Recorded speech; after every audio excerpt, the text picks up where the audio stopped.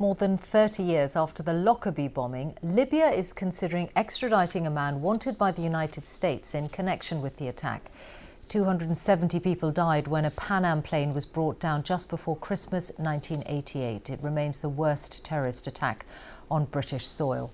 In 2003, Libya accepted responsibility, and now the Libyan foreign minister has told the BBC that it is very open to collaborating on the question of extradition. From Tripoli, Orla Guerin reports.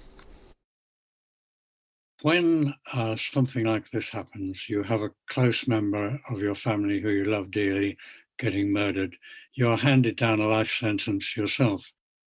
My brother was a typical 20-year-old. He, loved life. He loved sports. He loved politics. He loved his friends.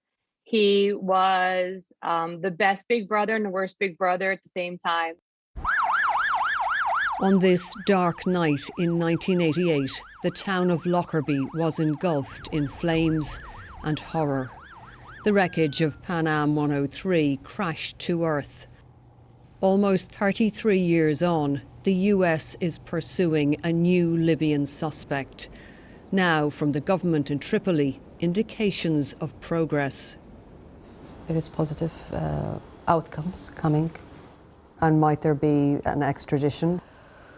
Well, I don't know, but I think we as a government, we are very open in terms of collaboration in this matter. We understand the pain and the sadness of the victims and the families. We need to also respect the laws. But it's progressing, you think? Yes, it is. The new suspect is Abu Ajayla Mohammed Massoud, who's already behind bars in Libya on separate bomb-making charges. The US alleges he conspired with a fellow intelligence official, Abdel Basser al-Megrahi, the only man ever convicted of the bombing. This was the hero's welcome for al-Megrahi in Libya in 2009. He was released from a Scottish prison with terminal cancer and died 3 years later, maintaining his innocence to his last breath. His son, Ali, told us everywhere he goes, he's labelled the Lockerbie bomber's son. Here they are together after Abdel Basser al-Megrahi's release. He says he won't stop trying to clear his father's name, despite 2 failed appeals. When you tell me, after 32 years, you blame another person, this old story is fake. My father have nothing to do with all this.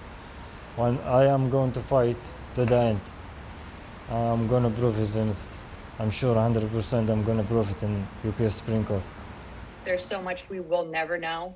Across the Atlantic, PanAm families say the whole truth may never come to light. But Cara Weipz, who lost her brother Rick Monetti, told us extraditing the new suspect would bring a measure of justice. Here we are, and we have this chance to really see this come to fruition in our country, have someone tried under our laws in our courts. I don't know if I can even put into words what it would mean to the families and the amount of peace it would bring them. The Lockerbie bombing remains the worst terrorist attack on British soil.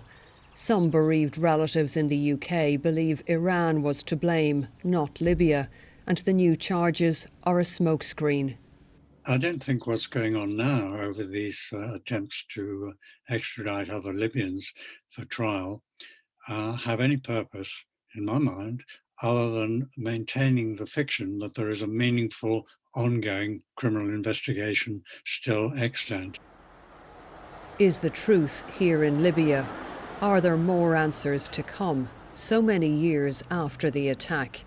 Maybe, maybe not. What's clear is Libya wants good relations with the US, and it wants an extradition. Orla Guerin, BBC News, Tripoli.